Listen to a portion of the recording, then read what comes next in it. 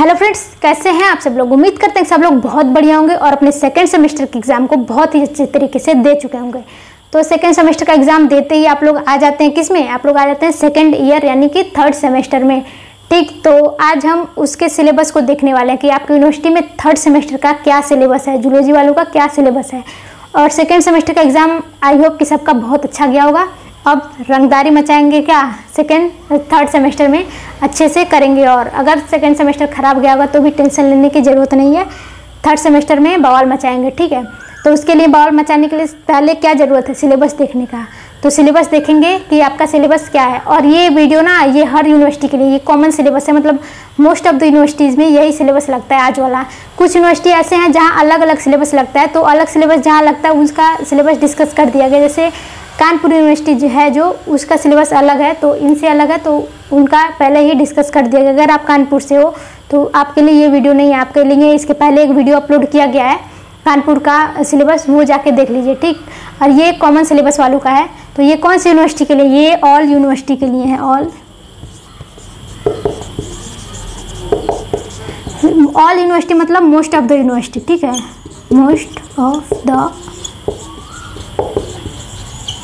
Most of the universities के लिए ये है। ठीक, तो कानपुर वाले बिल्कुल ना देखें इसको। तो चलिए देखो, सबसे पहले थर्ड सेमेस्टर में आप लोग को 4 पेपर पढ़ने हैं। जैसे सेकंड सेमेस्टर में भी 4 पेपर पढ़े थे, वैसे यहाँ भी 4 पेपर ही पढ़ोगे। तो पेपर का नाम, सबसे पहले तो आप पेपर का नाम जान जाइए कि अभी इसके बारे में आगे डिस्कस करेंगे पूरा डिटेल। पहले इस यहाँ पे सिर्फ पेपर का नाम देखो कि 1 2 3 4 पेपर हैं आपके, चारों पेपर्स का नाम क्या गया। क्योंकि एग्जामिनर आता है ना, तो अगर आपको वाइवा में कुछ भी नहीं आता है तो क्या पूछता है, पेपर का नाम। आप लोग पेपर बता सकते हो कि सबसे पहले तो आता भी हो तो भी पेपर का नाम ही पूछा जाएगा आपसे। ठीक है, तो पेपर 1 देखते हैं। पेपर 1 आपका कौन सा है, कंपैरेटिव एनाटॉमी ऑफ वर्टिब्रेट्स। तो वर्टिब्रेट्स का कंपैरेटिव एनाटॉमी आपको पढ़ना है इस पेपर में। देखो, जो पहला पेपर है ना वो ऑप्शनल नहीं है, ये पहला पेपर सबको पढ़ना, और दूसरा भी पेपर है वो सबको पढ़ना है। तीसरे और चौथे पेपर में आप आके ऑप्शन चूज़ कर सकते हो कि आप कौन सा चाहते हो, लेकिन ये कंपैरेटिव एनाटॉमी वर्टिब्रेट्स का ये सबको पढ़ना है। तो सेकंड पेपर है लिम्नोलॉजी, तो लिम्नोलॉजी भी सबको पढ़ना है। ठीक, लिम्नोलॉजी भी सबको पढ़ना है। देखो, ये पेपर, पहला पेपर क्या था, कंपैरेटिव एनाटॉमी ऑफ वर्टिब्रेट्स, दूसरा क्या था, लिम्नोलॉजी। तो ये आपको paper examiner most of the question तो यही पूछता है मोस्ट ऑफ द स्टूडेंट से कि आपका पेपर पहला कौन सा था, पेपर सेकंड कौन सा था, क्या पढ़े थे आप लोग। ठीक, तो पेपर का नाम बहुत अच्छे से याद करके जाइएगा। पेपर 3 जो है ये ऑप्शनल पेपर है। पेपर 3 जो क्या है वो ऑप्शनल है, ऑप्शनल है। इसमें 2 पेपर आपके दिए हुए हैं, या तो इको टॉक्सिकोलॉजी और सेल बायोलॉजी, तो आप जो पढ़ना चाहो वो ले सकते हो। पेपर 4 में भी यही कंडीशन है कि आपको 2 ऑप्शनल पेपर मिलेंगे। इसमें से एक एक्वाकल्चर है, मतलब आपको फिशेस के बारे में पढ़ना है, और cellular structure and molecular organisation. ठीक, तो ये थे अपने चारों पेपर्स, इसके अलावा कुछ नहीं पढ़ना है, यही 4 पेपर बस पढ़ना है। और चारों पेपर में आपको 5-5 यूनिट दिखेंगे। पेपर 1 में 5 यूनिट, इसमें 5 यूनिट, इसमें 5 यूनिट और इसमें 5 यूनिट। टोटल मिला के देखो कितने हो गए, 5 4 जा 20, 20 यूनिट्स आपको पढ़ने हैं इसमें। ठीक, 20 यूनिट्स में करीब 100 चैप्टर्स, 100 टॉपिक्स तो पढ़ने पड़ेंगे आपको। तो टोटल मिला के बस यही है कि 4 पेपर हैं, चारों पेपर में 5-5 यूनिट है, मतलब 20 यूनिट आपको पढ़ने हैं। ठीक, तो चलिए इसका डिटेल सिलेबस डिस्कस करते हैं, पहले इसको रफ करते हैं। तो हमारे फर्स्ट पेपर में कौन कौन सा यूनिट है वो चलिए देखते हैं कि पहले वाले पेपर में कितने यूनिट हैं और कौन कौन से यूनिट हैं। देखो, एक पेपर में आपको 5 यूनिट मिलेंगे, हर पेपर में यही बात है, एक पेपर जो होगा उसमें 5 यूनिट्स आपको मिलेंगे। तो जो अपना पहला पेपर है comparative anatomy and vertebrates, comparative anatomy of vertebrates, तो इनमें कौन कौन से यूनिट हैं, मतलब 5 यूनिट हैं, कौन कौन से यूनिट हैं वो देखते हैं, और फिर उसमें कौन कौन से चैप्टर्स हैं वो भी देख लेते हैं। देखो, यूनिट फर्स्ट जो है origin of Chordata, concept of Protochordata. ठीक है, ऑरिजिन ऑफ कॉर्डेटा पढ़ना है हम लोग को। नेक्स्ट फर्स्ट यूनिट में जो नेक्स्ट टॉपिक रहेगा वो development, structure and function of integument and its derivatives. इसके डेरिवेटिव्स क्या क्या होंगे, कुछ ग्लैंड्स होंगे, स्केल्स, फीचर्स एंड हेयर्स होंगे। ठीक है, नेक्स्ट जो टॉपिक है वो है respiratory system, characteristics of respiratory tissue, external and internal respiration. ठीक है, तो ये थे अपने फर्स्ट यूनिट में। और एक लास्ट टॉपिक जो बच रहा है, मतलब देखो इसके अंदर भी बहुत सारे टॉपिक्स हैं, ये समझ लो ना कि चैप्टर के रूप में दिया गया है। इन सब के अंदर बहुत ज़्यादा टॉपिक हैं। देखो, एमएससी का सिलेबस बहुत लेंदी है, बहुत लेंदी। तो ये मेन टॉपिक्स थे। अब इसके अंदर भी कई सारे सब टॉपिक्स दिए हुए हैं, तो वो आप लोग को PDF में देखना पड़ेगा। ठीक है, नेक्स्ट जो है वो comparative account of digestive system. तो डाइजेस्टिव सिस्टम का कंपैरेटिव अकाउंट बताना है, इसी चैप्टर में आप लोग को पढ़ना है, मतलब पहले यूनिट में, पहले पेपर के पहले यूनिट के चौथे चैप्टर में आप लोग को पढ़ना है ये सब। नेक्स्ट यूनिट 2 है जो पेपर फर्स्ट का सेकेंड यूनिट है, वो है इवोल्यूशन ऑफ हार्ट का इवोल्यूशन पढ़ना, मतलब इसमें आपको पूरा सर्कुलेटरी सिस्टम के बारे में सब कुछ पढ़ना है। Next evolution of aortic arcs and portal system, ठीक है। नेक्स्ट जो है blood circulation in various vertebrates, तो वेरियस वर्टिब्रेट्स में ब्लड सर्कुलेशन कैसे होता है वो सब भी आपको इसी चैप्टर में, इसी यूनिट्स में जानने हैं। नेक्स्ट जो है comparative account of jaw, सस्पेंसोरियम and vertebral column, ठीक। तो ये रहे अपने 2 यूनिट कंप्लीट। अपने दोनों यूनिट में बस इतने ही पढ़ने हैं, बस इतना तो दिख रहा है लेकिन बहुत ज़्यादा है, बहुत ज़्यादा, ये सिलेबस बहुत लेंदी है। नेक्स्ट यूनिट जो 3 है, पहले पेपर का जो तीसरा यूनिट है, उसके में देखते हैं क्या है। एक यूनिट में आप लोग को, एक पेपर में आप लोग को 5 यूनिट पढ़ने हैं, ठीक है।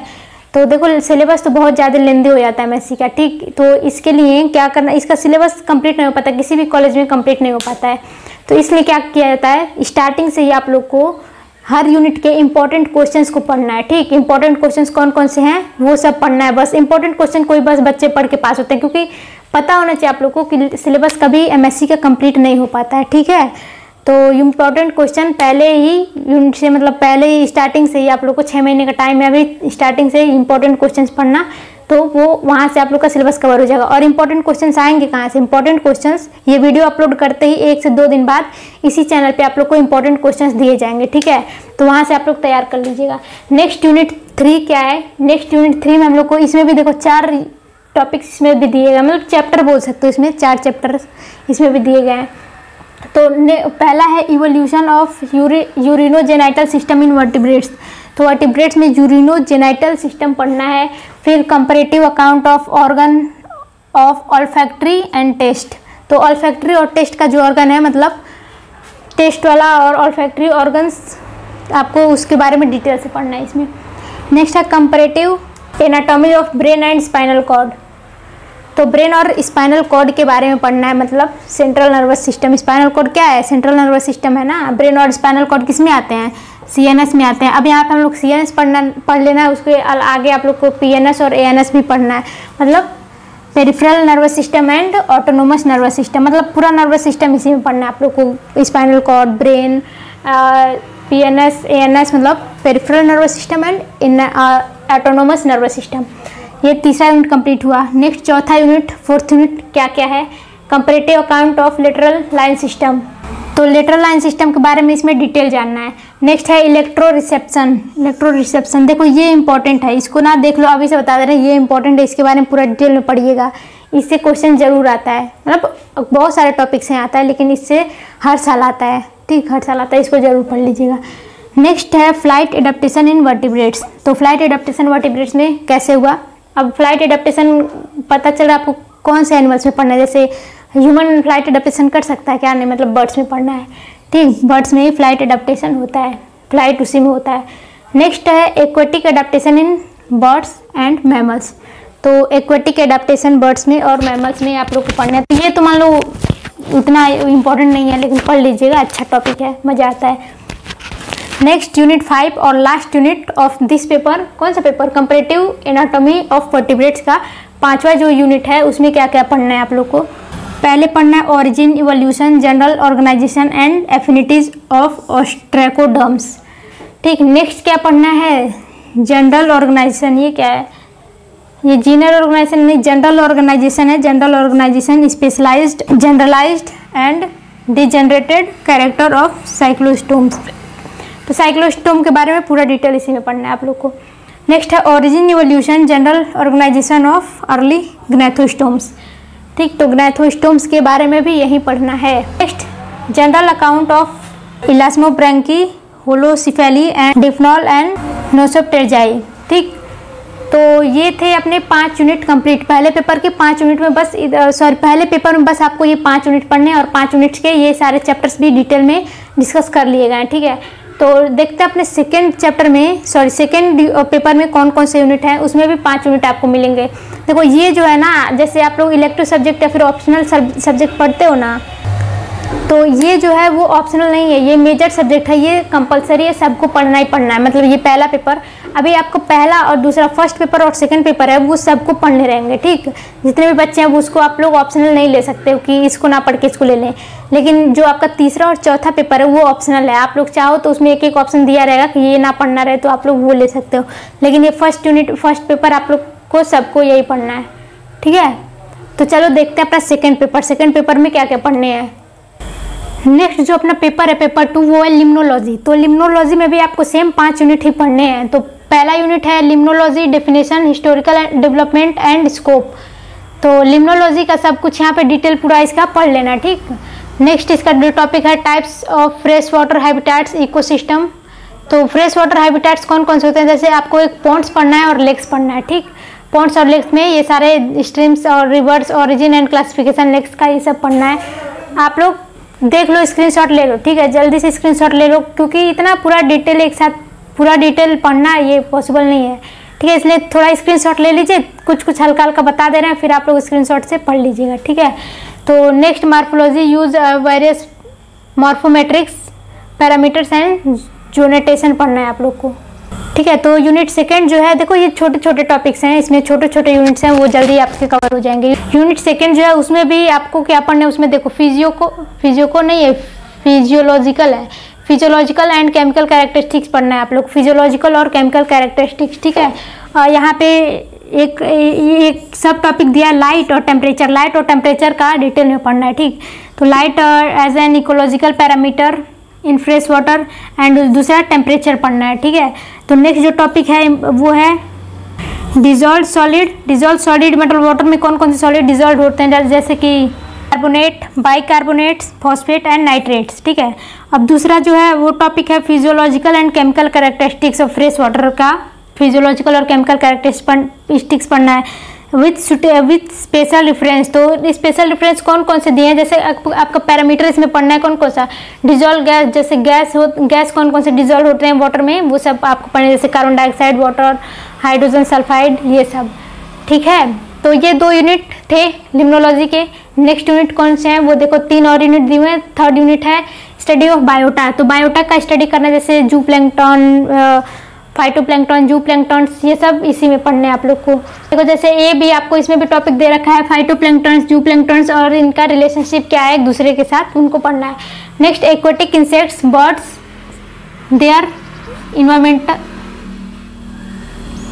There environmental significance. Aquatic animals के बारे में आप लोग को पढ़ना है। मोस्टली एक्वेटिक एनिमल्स कौन से, इंसेक्ट और बर्ड्स। देखो इसमें आगे भी पढ़ना है एक्वेटिक एनिमल्स, लेकिन इस यूनिट में आपको इंसेक्ट्स, बर्ड्स पढ़ना है। मतलब छोटे छोटे से आगे बढ़ रहा है, छोटे छोटे पहले ऑर्गेनिज्म है, इनसे आगे बढ़ता जाएगा, बड़े बड़े ऑर्गेनिज्म भी पढ़ने हैं। नेक्स्ट है ecological classification and of aquatic fauna higher. तो इसमें आप लोग को इकोलॉजिकल क्लासिफिकेशन करना है, कौन सा हायर फौना और मतलब फौना और हायर एक्वेटिक प्लांट्स जो होते हैं उनका क्लासिफिकेशन करना है। देखो ये सब इम्पोर्टेंट नहीं है, लेकिन पढ़ना तो पड़ेगा जब सिलेबस में दिया हुआ है, ठीक है।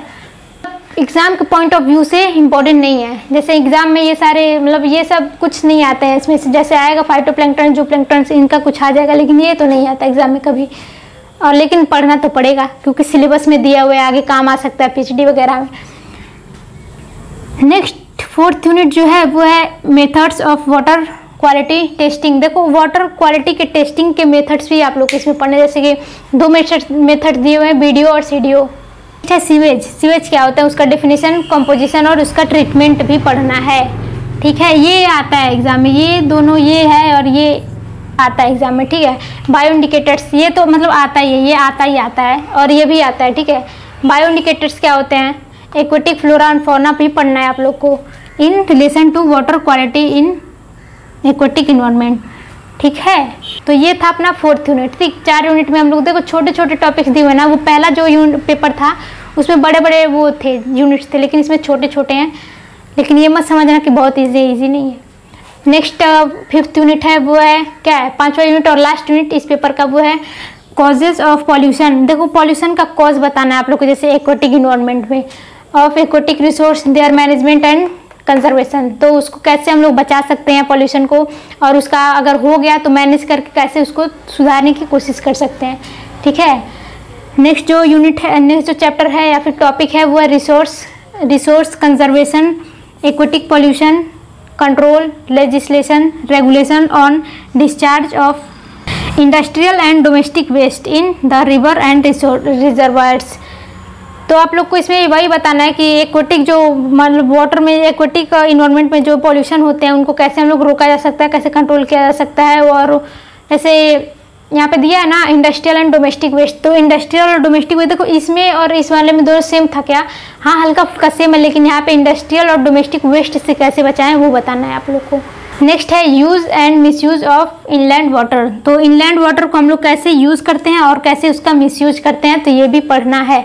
ठीक है, तो ये था अपना पेपर सेकंड कौन सा था? लिम्नोलॉजी। और एक बात और बता दें कि ये भी पेपर जो है वो कंपलसरी पेपर है, मतलब ये सबको पढ़ने हैं, कोई भी इसको स्किप नहीं कर सकता या फिर कोई भी ऑप्शन नहीं है इसमें। पहला पेपर और दूसरा पेपर में किसी के पास ऑप्शन नहीं है, और इसके बाद जो पेपर आएंगे third paper and fourth paper उसमें ऑप्शन हैं आपके पास कि मतलब आप ये नहीं पढ़ना चाहो तो दूसरा पढ़ सकते हो। ठीक है, तो चलिए थर्ड पेपर को देखते हैं। ऑप्शनल पेपर भी देखेंगे, लेकिन देखते हैं टाइम रहता है तो वो भी बता देंगे, लेकिन जो थर्ड पेपर में आपको क्या पढ़ना है वो चलिए उसके देखते हैं। ठीक है, नेक्स्ट जो पेपर 3 है थर्ड पेपर वो है इकोटॉक्सिकोलॉजी। ठीक है, तो इकोटॉक्सिकोलॉजी में आपको एक ऑप्शनल पेपर भी मिलेगा, मतलब इसको ना पढ़ के आप उसको पढ़ सकते हो, वो सेल बायोलॉजी। ठीक है, तो उसका सिलेबस भी डिस्कस करेंगे, सेल बायोलॉजी का सिलेबस। पहले इसको देख लेते हैं कौन सा है। तो इसमें भी आपको इस पेपर में भी आपको सेम 5 यूनिट ही पढ़ने हैं, लेकिन याद रखना कि ये ऑप्शनल पेपर है। इसके अलावा एक और पेपर है उसको भी आप पढ़ सकते हो, उस पेपर का नाम है सेल बायोलॉजी।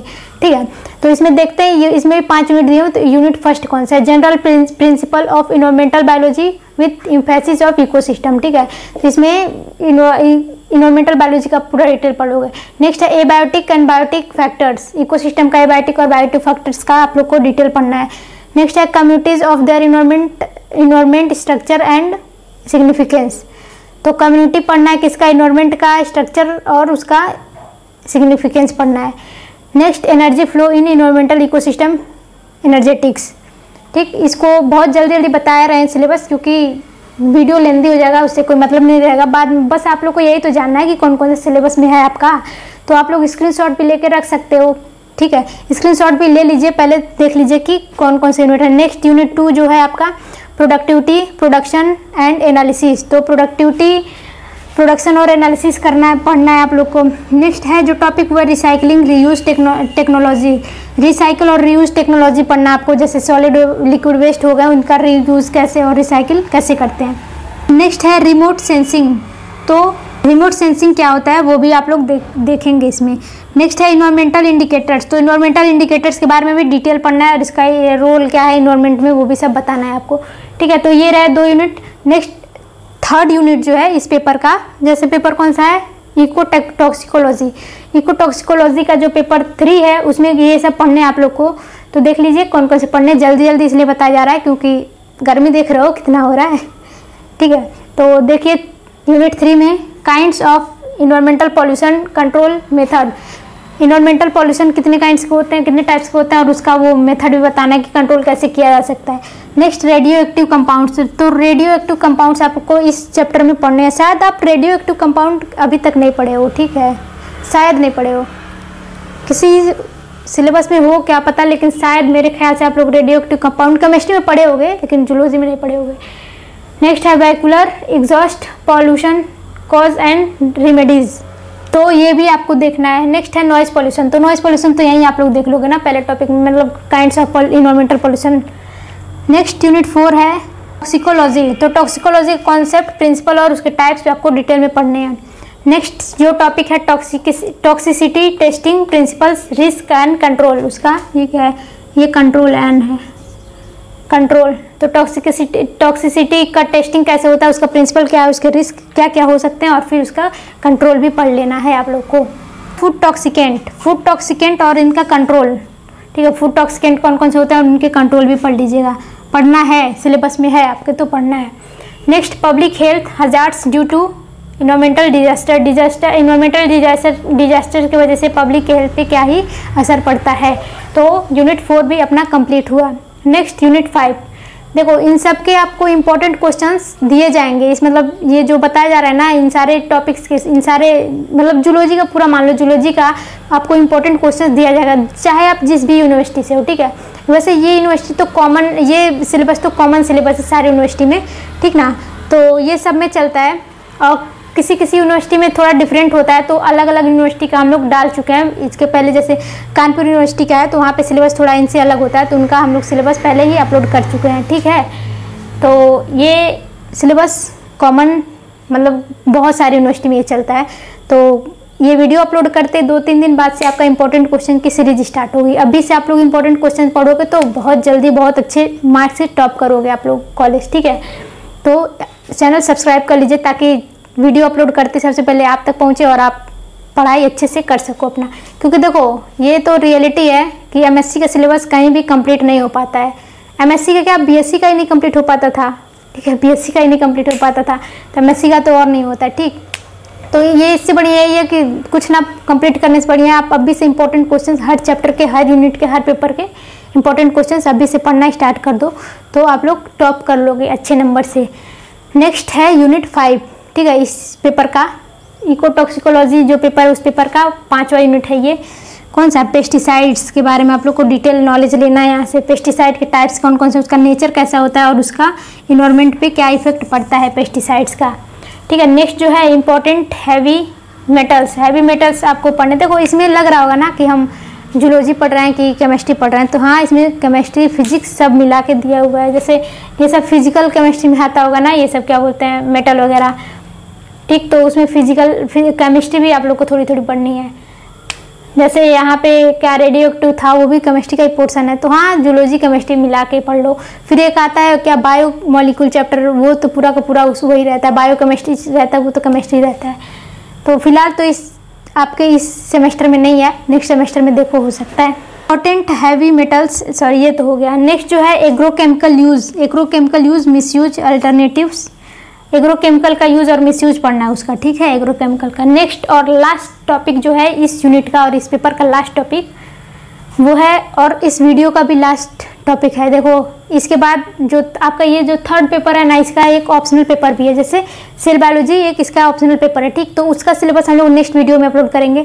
और जो फोर्थ पेपर है उसका भी एक ऑप्शनल है, तो उसका भी नेक्स्ट वीडियो में अपलोड करेंगे, क्योंकि ये वीडियो लेंदी हो जा रहा है बहुत ज़्यादा। देखो आप खुद अभी 3 ही पेपर पढ़े हैं तो इतना टाइम हो गया, फिर नेक्स्ट वीडियो में अपलोड कर देंगे इसका आधा वाला पार्ट। जैसे थर्ड पेपर जो है इसका जो सेकंड ऑप्शनल पेपर है वो भी, और फिर फोर्थ का जो पेपर है उसमें दोनों ऑप्शनल है वो भी बता दिए जाएंगे आपको। जैसे फोर्थ पेपर में कौन सा है आपका, एक्वा कल्चर दिया हुआ है, ठीक है, एक्वा कल्चर का ऑप्शनल भी एक है, तो वो भी नेक्स्ट वीडियो में अपलोड किया जाएगा। तो इसका लास्ट टॉपिक देख लो, occupational health hazards and their control. तो ऑक्यूपेशनल हेल्थ हजार्ड्स और इसका कंट्रोल भी पढ़ना है आप लोग को, ठीक। तो इस वीडियो में बस इतना ही रहने देते हैं, जैसे 3 पेपर तक यहाँ पे रहने देते हैं। फिर नेक्स्ट जो फोर्थ पेपर और थर्ड पेपर का जो एक ऑप्शनल पेपर है वो नेक्स्ट वीडियो में डिस्कस किया जाएगा, ठीक। तो सबसे पहले तो आप चैनल को सब्सक्राइब कर दो, देखो कितना गर्मी हो रहा है। वीडियो को लाइक कर दीजिए, चैनल को सब्सक्राइब कर दीजिए, और हाँ सब्सक्राइब करेंगे तो आपका फ़ायदा होगा, क्योंकि इसके बाद क्या होगा, सिर्फ इंपॉर्टेंट क्वेश्चंस की सीरीज स्टार्ट होगी। आप लोग पहले जाके देख लो इस चैनल पे कितने ज़्यादा क्वेश्चंस एमएससी जूलॉजी के लिए कितने सारे क्वेश्चंस बताए गए फर्स्ट सेमेस्टर सेकंड सेमेस्टर के, तो अब थर्ड सेमेस्टर का भी स्टार्ट होगा, ठीक है। तो इसके लिए जल्दी से चैनल को सब्सक्राइब कर लीजिए, और ये सिलेबस का वीडियो अपने फ्रेंड्स तक शेयर जरूर करिए ताकि उन्हें भी सिलेबस का पता चले, ठीक है। तो चलिए मिलते हैं नेक्स्ट वीडियो में, तब तक के लिए बाय बाय।